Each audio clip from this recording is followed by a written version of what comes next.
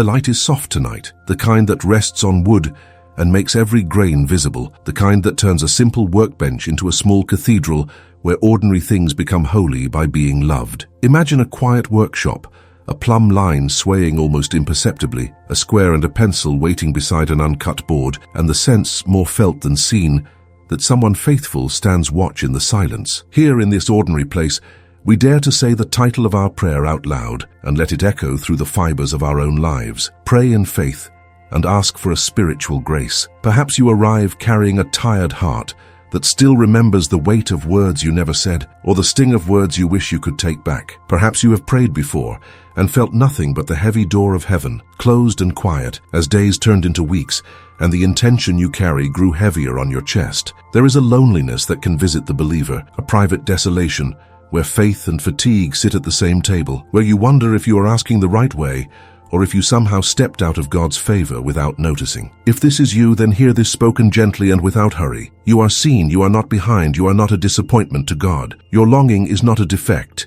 It is a sign that grace is already at work, pulling you forward even when you feel still. In this place of quiet, St. Joseph draws near, not with clamor, but with the steady warmth of a father who understands house and hunger, journey and danger, duty and rest. The Gospels give him few words, but they wrap his silence around us like a cloak. He listens, he discerns, he obeys, and the Son of God is protected within the ordinary rhythms of a carpenter's day. Joseph does not offer us a technique to leverage God. He offers us a posture, a way of standing in reality that trusts providence enough to move when the Lord whispers, and to wait when the Lord is quiet. In his presence, our striving loosens, our suspicion of God slowly melts, and the petition we carry begins to be shaped not by fear, but by filial confidence. Before we say a single sentence of petition, let us allow the body, this good and loved creation, to come to prayer with us. Place your feet on the floor and feel the simple truth of ground holding you. Let your hands rest, one over your heart and one over your belly,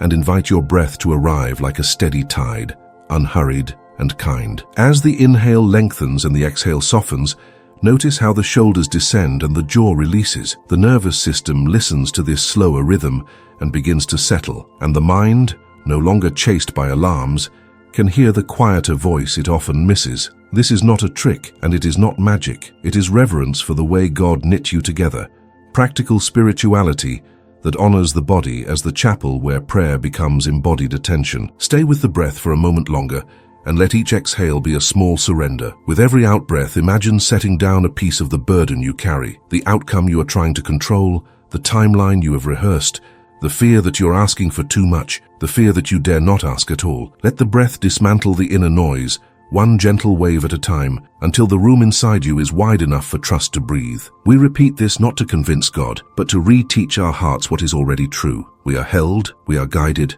we are not alone. Now, lift your eyes to the workbench of your life and see how the Lord desires to square what is crooked and to align what is drifting. In the carpenter's hands, the plumb line is not a threat, it is a mercy, a faithful reference that keeps the house from leaning into collapse. In prayer, faith is this plumb line, not a harsh measure, but a loving alignment. We do not force outcomes here. We practice consent to God's better wisdom. We say slowly and with the full weight of our attention, I choose to trust even where I cannot yet see. I choose to wait even where I long to run. I choose to ask without bargaining. I choose to receive without fear. We say it again because repetition is a soft hammer that sets truth into the heart, and with each repetition, the anxious nail of control loosens its hold. If guilt rises, because you stopped praying for a season, because you wavered, because you doubted, let it float to the surface and meet a more ancient word, mercy. The Father does not keep a ledger of the moments you were tired. He keeps a record of his promises, and they are faithful. Shame insists that you should have been stronger by now.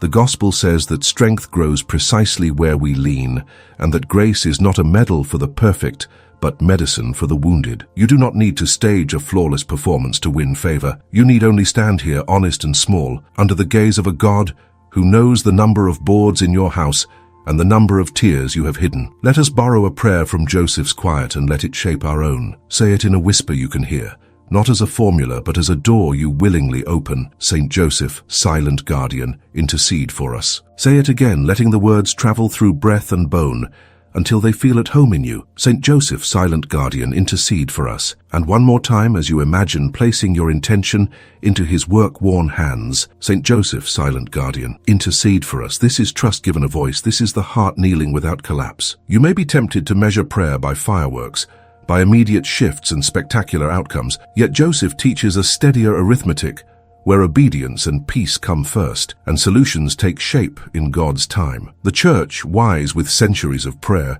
tells us that grace builds on nature. What is offered from heaven does not bypass your humanity, but strengthens and orders it. So do not despise small beginnings, the gentle resolve to return to confession, the quiet offering of your work for the intention you carry, the nightly blessing over your children with a simple St. Joseph, protect them, the patient effort to guard your tongue for a day so your heart can hear. These are not side notes to prayer.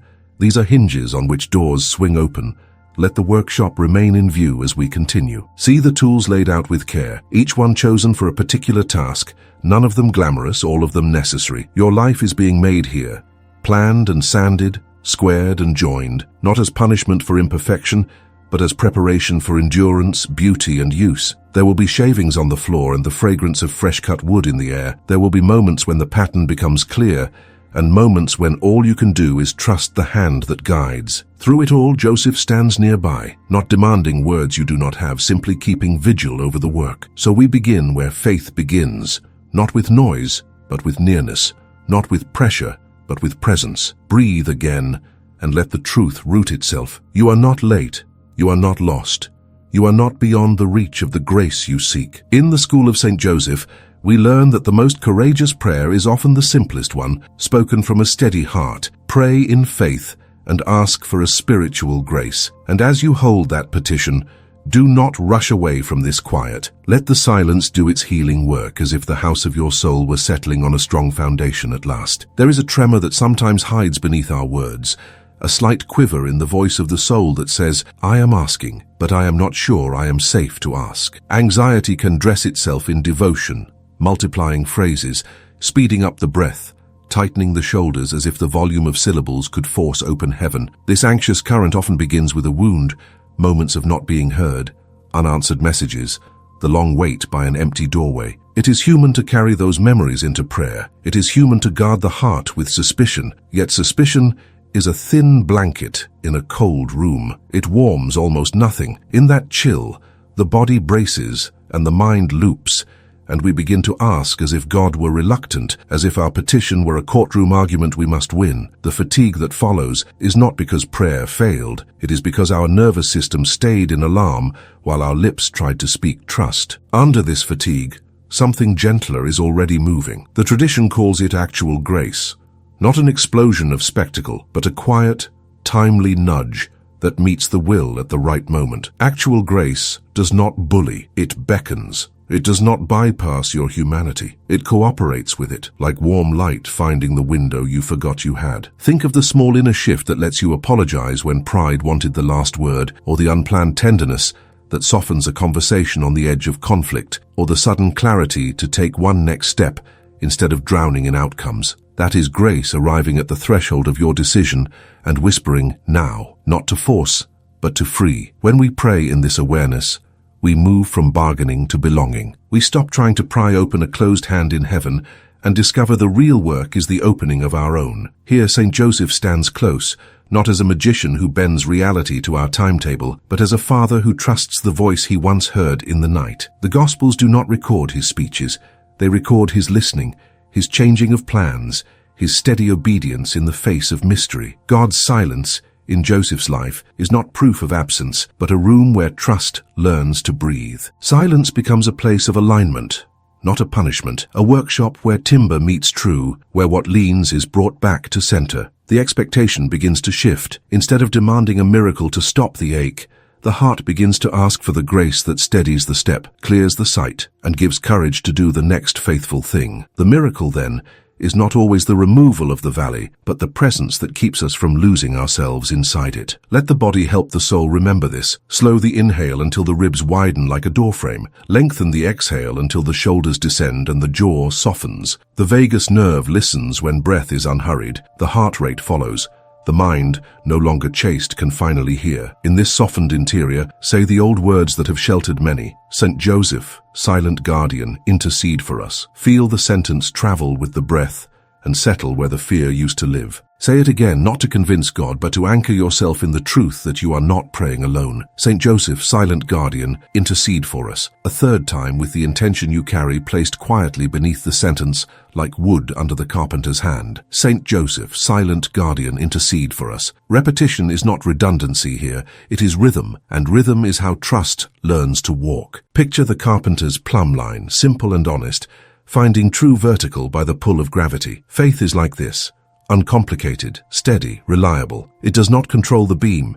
It reveals the beam's relation to the ground. When prayer leans into anxiety, everything skews. We interpret delays as rejections, quiet as indifference, detours as danger. When prayer leans into trust, the line appears, and even if we cannot fix the wall in an instant, we stop building further on a slant. We wait. We adjust. We refuse to nail panic into place. The house may still creak in the wind, but it will not collapse, for it rests on what is true. This is not passivity. This is craftsmanship of the soul. There will be memories that protest. Times you asked and nothing changed. Seasons when you stayed faithful and pain still visited. Do not argue with those memories. Honor them. Let them sit beside you like tired friends who need water and light. Then let a deeper memory speak. The times you remained whole when circumstances were not. The days when a peace you could not manufacture lifted you from the floor. The conversations you did not ruin when you had every reason to. You were carried then. You are being carried now. The outcome you long for matters, but your heart matters more, and grace attends first to the place where despair builds its nest. In this light, anxious prayer begins to lose its urgency. You do not have to persuade the one who loved you first. You do not have to dress your request in perfect language. You do not have to prove that you will be grateful if granted. The giver already knows your frame and your fatigue, already sees the knots in the wood, already plans how to plane and join without breaking the grain. You can ask plainly. You can rest while asking. You can cry and still be dignified. You can admit without shame that you are afraid, and let fear be a place where trust is born rather than a prison that keeps you small. Stay with this awareness as if you were learning a new gate after an injury. Step by step, petition becomes less like pleading with a locked door and more like placing your hand in a father's palm in the dark. The situation may not shift at once. The room inside you will. And that interior shift is not a consolation prize. It is a sign that grace is already working in the load-bearing beams. In time, obedience will move where clarity points, and peace will take root where panic once grew. In time, you will notice that what you asked for has been met or transformed, and the transformation will not have erased your humanity, but fulfilled it. If your chest tightens again, if the restless loop returns, do not scold yourself. Return to breath. Return to the sentence that steadies you. Return to the image of the plumb line that tells the truth without shaming the wall. This is how anxious prayer becomes trusting prayer, not through force, but through faithful returns. Each return is a small yes, and a life is built out of many small yeses, set one atop another like soundboards joined true. And when night comes, and you are tired of forming words, rest beside the sleeping Joseph, and let his quiet carry you. The Father is awake. The house is watched. What you ask in faith is heard, and the grace you seek is already on its way to the hour where it will do the most good. The invisible error, asking for graces, without preparing the house. There are days when the soul feels like a room after a hurried move, boxes stacked in corners, drawers half open, a jacket over a chair, the table still sticky with yesterday's hurry. In such a room, gifts have nowhere to land. Even beauty feels like clutter, because nothing has a place. Prayer can sound like that room. The petition is sincere, the longing honest, yet the interior has become crowded with undone reconciliations, habits left to fray, resentments that sit where welcome should be. The heart asks for a grace while the house of the heart has no shelf for it, and the result is bewilderment, not because God is absent, but because there is no quiet surface on which the answer can rest. Disorder has a way of amplifying pain. Old resentments turn the air stale. Unconfessed fault sits like dust on light, dulling everything it touches. The nervous system, loyal to its last alarm, keeps scanning for threat. The jaw stays set. The breath rises and never quite descends. In this state, prayer often becomes static in heavy weather, a signal that crackles and fades, not because the sender is weak, but because interference is strong. Emotional neuroscience describes how unprocessed guilt and chronic rumination push the body toward survival mode, narrowing attention and shrinking hope. The soul knows this without jargon. When the inner house is cluttered, faith struggles to recognize the knock at the door. Into this experience comes an old and liberating phrase, simple as a key. Grace builds on nature. What heaven gives does not erase humanity. It completes it, strengthens it, brings it to harmony. The sacraments are not decorations on a shelf. They are thresholds where divine life enters the places we actually live. Confession, especially, is less a courtroom and more a careful surgery where the wound is named, opened to light, and given clean edges so healing can hold. Many speak of the strange coherence that follows, a mind able to choose again, a heart that finds permission to soften, a body that finally exhales as if the floor beneath the feet had grown steadier. It is not performance, it is hospitality to grace, a reclaimed room where love can sit down. Expectation begins to shift in this light. Answers often arrive as illumination and task, not as everything finished and tied with a bow. Light shows what is off-level. Task gives the next faithful movement. Joseph's story reads this way. He receives dream and direction, not a blueprint for 30 years. He wakes, he adjusts, he moves. And in that simple sequence, the Holy Family is guarded and guided. The miracle is not confusion disappearing in an instant. The miracle is clarity enough for the next step and courage enough to take it without panic. When prayer welcomes this rhythm, light and task, the heart stops asking for the entire road and starts consenting to the mile it has been given. There is a quiet pattern many have found helpful, tender and steady, like a weekly bell in a village. They live their days under the patronage of St. Joseph and keep a simple workshop of the soul. At its center stands a sacramental threshold where burdens are spoken plainly and mercy is received like water after heat. Around it grows one concrete act that brings order to life, a reconciled conversation that once felt impossible, a calendar trimmed of the noise that kept prayer thin, a habit restored to its small dignity, a room tidied so peace can breathe, a budget made honest so generosity can return. Nothing theatrical, nothing violent, only an interior carpentry that respects the grain and chooses what is true. Over time, space opens.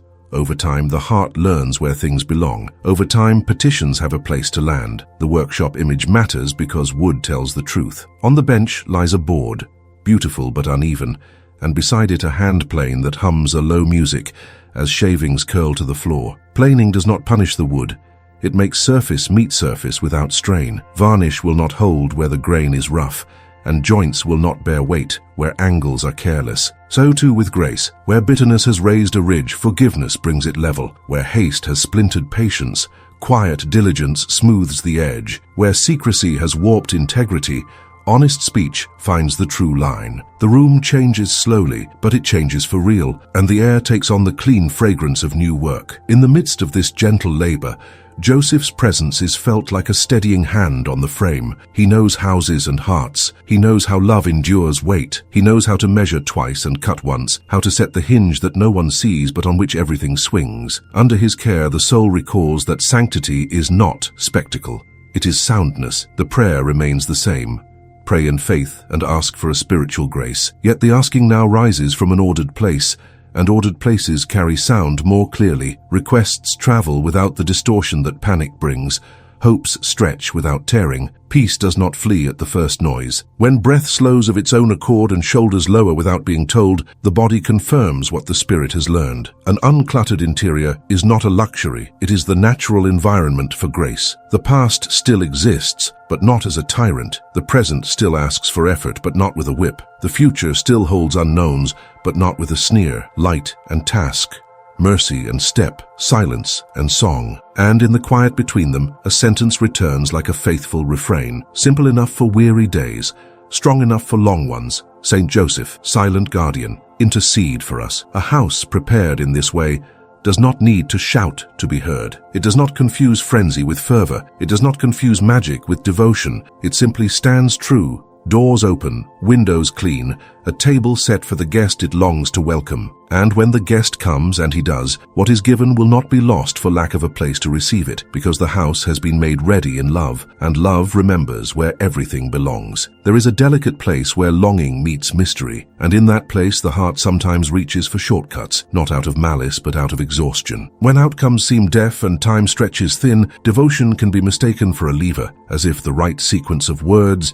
the exact number of repetitions, or a ritual performed without a heartbeat could force God's hand. Magic promises control with minimal surrender. Devotion offers relationship with maximal trust. One binds the world to a formula, the other opens the soul to a father. The difference is not small. Magic says, if I do this, then God must. Devotion breathes, because God is who He is, I can rest even while I ask. In the mind and body, the first posture tightens the jaw and quickens the pulse, preparing to bargain. The second softens the chest and steadies the breath, preparing to receive. The saints do not stand as celestial vending machines, and their intercession is not a workaround for providence. They are friends of God who have allowed love to reshape their freedom until their desire harmonizes with His. To ask St. Joseph for help is not to press a secret button. It is to enter a house where obedience has carved a clear path through confusion. Scripture gives Joseph night visions and quiet roads rather than lightning and spectacle, and in those dreams a pattern emerges. He listens, he discerns, he obeys. He guards the Holy Family not by conjuring escape, but by consenting to the next faithful movement. This is the rhythm of real prayer, a heart that asks, a light that clarifies, a will that cooperates, a peace that follows like morning. Disappointment often grows where this rhythm is unknown. A heart wounded by delay may begin to treat the holy as a device, measuring value by speed and results. Yet love never reduces the beloved to utility, and heaven never reduces the seeker to a problem to be solved. Emotional life bears witness to this truth. The nervous system calms in the presence of trustworthy persons, not in the presence of perfect formulas. Safety is relational before it is procedural. So when prayer becomes a contest of techniques, the body quietly grieves. It knows the difference between being held and being managed. Devotion heals because it restores relationship, and relationship restores the deep sense that life is guided, not gamed. In this light, obedience becomes luminous rather than oppressive. It is not the surrender of dignity, but the alignment of desire with meaning. Joseph shows this with a carpenter's clarity. He does not argue the angel into a better plan, nor does he freeze in analysis. He rises, he takes, he goes, and in that ordinary sequence, the extraordinary is protected. Obedience is how prayer takes flesh, the place where the soul's yes becomes visible in time and space. Even the smallest consent has weight, an apology released into a tense room, a habit turned gently back to truth, a boundary chosen for the sake of mercy, a refusal to repeat the old sentence that once poisoned hope. In each movement, the petition ceases to be merely spoken and becomes embodied. And embodied petitions have a way of finding doors that words alone could not open. There is a humble devotion loved by many under Joseph's patronage, one that moves like a warm breeze through rooms where fear once lingered. It is recalled simply as a novena of the dream, a season of 9 days in which one intention is held with patience, while day by day the will offers a small act of obedience to the light it has, not a performance to impress God, not a spell to force outcomes, but the repeated choice to cooperate with grace, where grace is already whispering. The soul discovers almost shyly that fidelity has music, and that repetition, when married to love, braids strength into places that once frayed with every change of weather. Answers come as they will, yet even before they come, something within has become more whole. The workshop image returns, and with it a lesson forged in wood and weight. A marked board rests on the bench.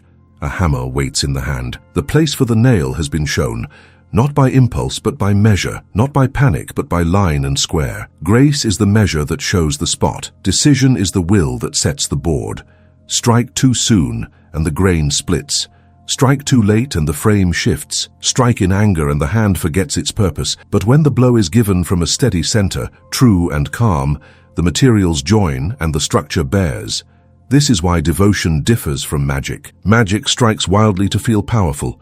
Devotion strikes truly to become faithful. Power for its own sake exhausts. Fidelity for love's sake endures. Some will say it should not be this quiet, that holy things ought to blaze or not be called holy at all. Yet the long memory of the Church smiles here, knowing that the brightest fires are tended by patient hands. The incarnation itself grew hidden for months within Mary's body and was guarded for years by Joseph's vigilance. The loudness of a miracle is no measure of its truth. The measure is whether it leads to deeper love, cleaner conscience, steadier courage. When devotion matures, it stops sampling religious novelties for their sparkle and begins to drink the same clear water every day, discovering that clarity is itself wonder and that peace is its own astonishment. If the heart still aches, and hearts do, let the ache be held, not hurried. The ache can learn new speech when it is no longer drafted into manipulation. Instead of bargaining, it can bless. Instead of rehearsing threats, it can remember promises. Instead of collapsing into cynicism, it can stand under the blessing of names it trusts.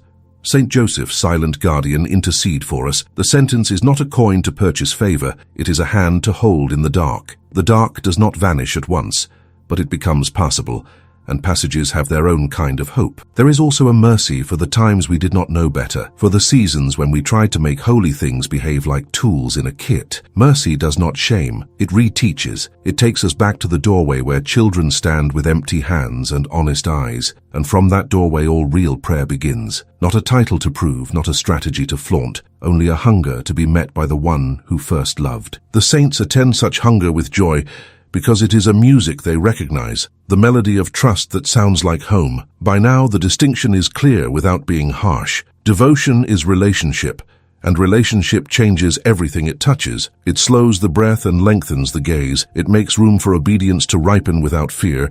It allows peace to arrive before outcomes do. And when outcomes finally come, whether as the very gift requested or as a transformed desire that surprises with its rightness, they find a heart that can carry them. The hammer finds the mark, the nail holds, the frame steadies in a wind that once would have shaken it to noise. And in the quiet after the last echo fades, a sentence still rests on the tongue like a sure taste of home, simple and sufficient for the long road. St. Joseph, silent guardian, intercede for us. Sometimes the storm outside is not the real weather. The climate that shapes the day gathers inside the mouth. A sentence muttered under the breath can tilt the room. A complaint rehearsed for the 1,000th time can lower the ceiling until hope has to stoop to pass. Gossip carries a subtle electricity that shocks trust until it flinches. Self-accusing phrases memorize the body, and the body, loyal student that it is, begins to live as if those phrases were law. The heart asks for grace, yet the tongue keeps broadcasting scarcity, and the soul can feel like a house with open windows in winter. Whatever warmth arrives escapes before it can soften the air. The nervous system listens closely to language. A harsh tone can quicken the pulse. A kind cadence can lengthen the exhale. Rumination can sew the seams of worry so tight that the chest forgets how to open. This is not superstition. It is the ordinary choreography of mind and body woven together. Words do not cause salvation, but they can carry or hinder its music. And when the inner monologue turns caustic, prayer must swim upstream. In that current, even sincere petitions sound like echoes in an empty stairwell, arriving thin and leaving thinner, while the soul grows convinced that nothing changes and nothing will. Joseph enters with a different weather. His school is silence, not the silence of indifference, but the silence of reverence. Scripture shows him listening while others speak, guarding while others guess, obeying while others posture. In Matthew's beautiful economy, he dreams, he wakes, he acts, and between those movements lies a quiet that is anything but empty. Joseph's quiet becomes a shelter where the word himself can grow, and in the shadow of that shelter, our restless speech learns it is safe to rest. Silence here is not punitive, it is protective. It is the shield that keeps a seed from being blown away before it roots. Expectations adjust in the warmth of this shelter. Many discover that speaking less does not mean caring less, it means caring cleanly. When the mouth stops trying to manage outcomes with clever phrases, the ear begins to catch the subtle movements of grace. Listening sharpens, intentions clarify. The petition that once arrived wrapped in panic begins to travel light, as if it has finally remembered the nature of the one to whom it is carried. The inner climate shifts from draft to dwelling, and prayer takes on the strength of a voice that belongs to a heart at home. There is a gentle devotion cherished by those who walk with St. Joseph, a simple, ordinary way of honoring the tongue so the heart can hear. Some keep a span of 24 hours each week, as a modest fast from needless words, letting conversation become measured and truthful, letting commentary become brief where it once was relentless, letting the day breathe where it once was packed with noise. Others choose the same window to keep close company with the opening chapters of Matthew, reading slowly, listening for the footsteps of Joseph's obedience and the hush that surrounds the child. Not a performance,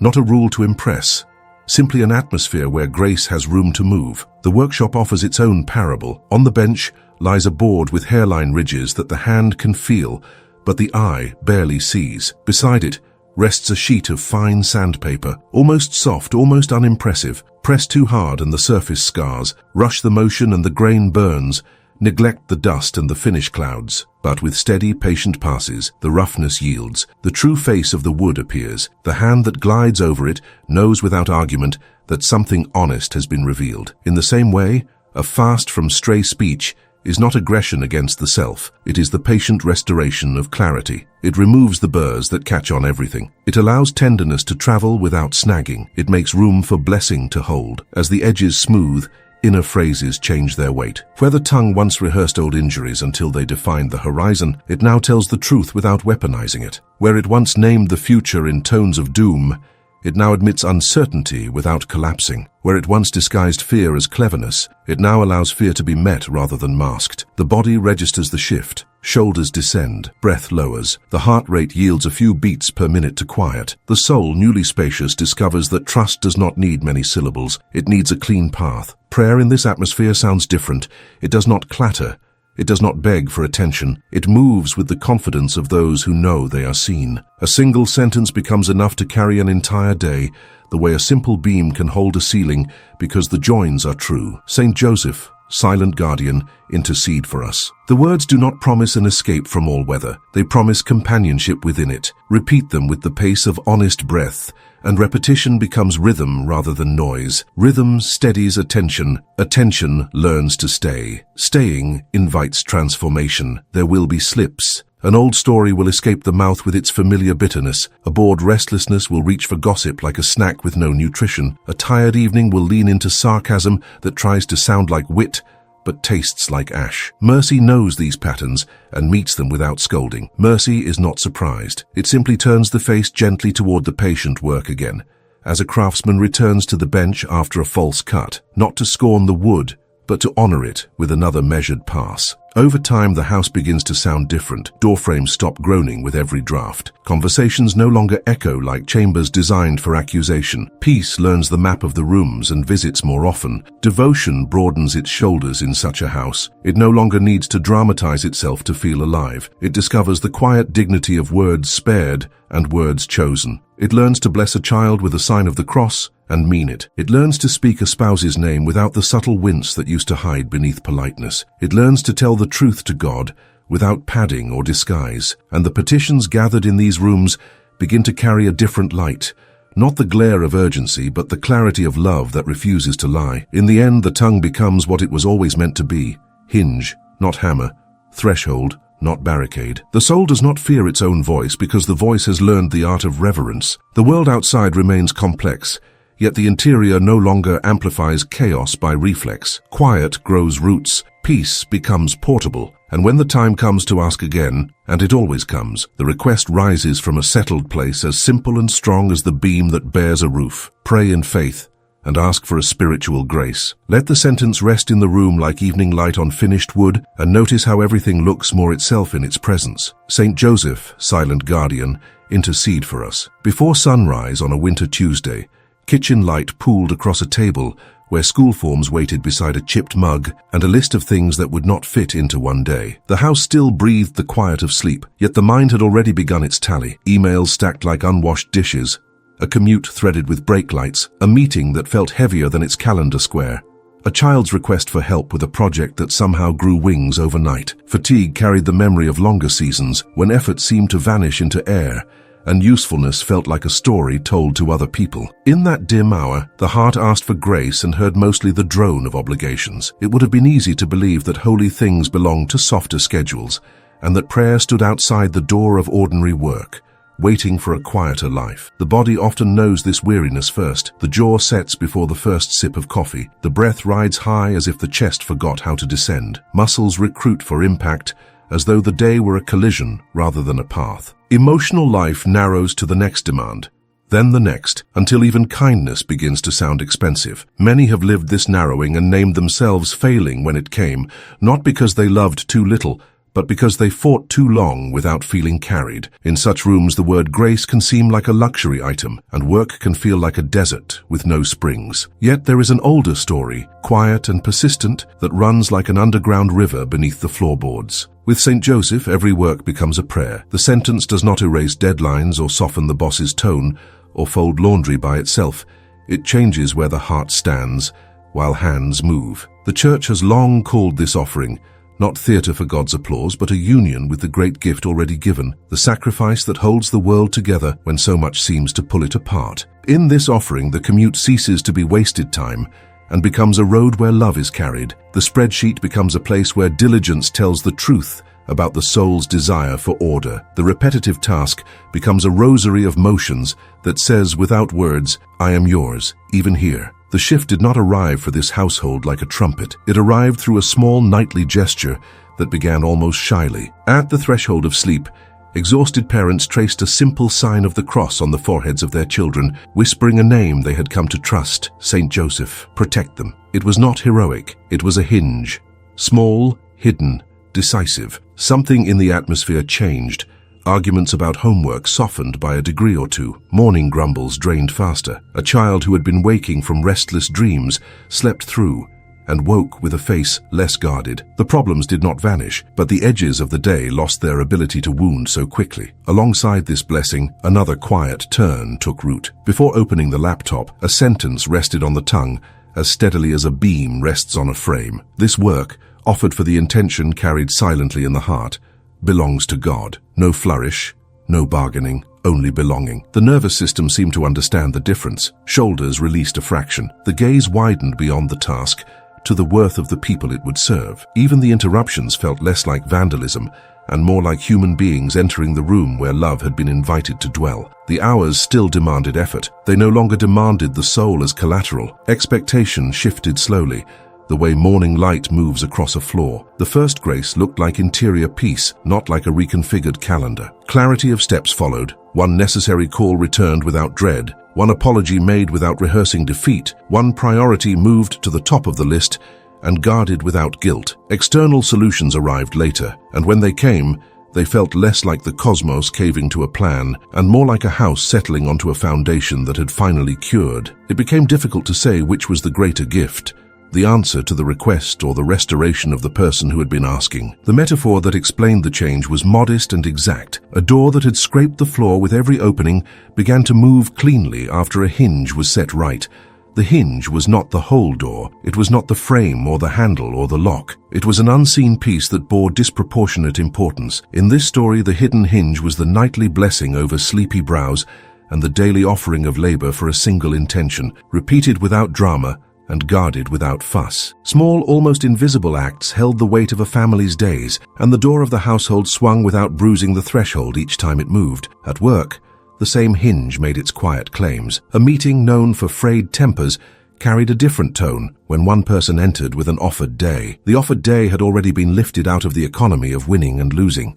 It lived in a larger room. That room was not sentimental, it was sturdy. From that room, decisions felt less fragile, praise less intoxicating, criticism less fatal. What used to trigger spirals now triggered breath. What used to demand self-defense now met with a question that widened the conversation. Colleagues sensed the difference without needing the vocabulary for it, and conflict, while still real, found fewer sparks to ignite it. The children noticed other things. Blessing made the threshold of their rooms feel less like a line and more like a gate well kept. A daughter who had believed that night was an enemy began to imagine Joseph watching over the house as a friend who knew the sounds of wood and the needs of sleep. A son who had turned homework into a battlefield began to see it as a place where patience lived. The change did not crown the family with perfection, it steadied them with belonging. On evenings when exhaustion spoke louder than kindness, the old sentence still returned, not as a scold but as a hand offered again in the dark. St. Joseph, silent guardian, intercede for us. Looking back, it became clear that the grace asked for had taken the shape most needed, not always the shape most imagined. The heavy meeting became less perilous because the soul sitting in the chair had become more whole. The commute turned into a corridor of intercession, where faces came to mind and received quiet care. The child's project still required tape and scissors and patience, yet the table where it sprawled felt like an altar rather than a battlefield. Work did not shrink, meaning expanded around it until there was room to breathe and room to love. There are days when the hinge squeaks again, because hinges live in weather, and weather changes. On such days, the small gestures return to the bench for repair. The blessing is traced with a little more intention. The offering is spoken aloud, so the ears can hear what the heart believes. The memory of peace is treated not as nostalgia, but as proof that the door can move cleanly again. In this way, the story keeps telling itself without pretending to finish, and faith keeps its posture of trust without pretending to control. The title that began as a hope becomes a way of being that does not depend on ideal conditions. Pray in faith and ask for a spiritual grace. The sentence fits in the mouth on crowded days and sounds like home in quiet ones. It belongs in kitchens and in offices, in cars and in chapels, in the soft hour before dawn and in the last light before rest. It asks for what is needed and receives what is given, and in the exchange those who carry it discover that they are being changed into people who can bear good gifts without fear. St. Joseph, silent guardian, intercede for us.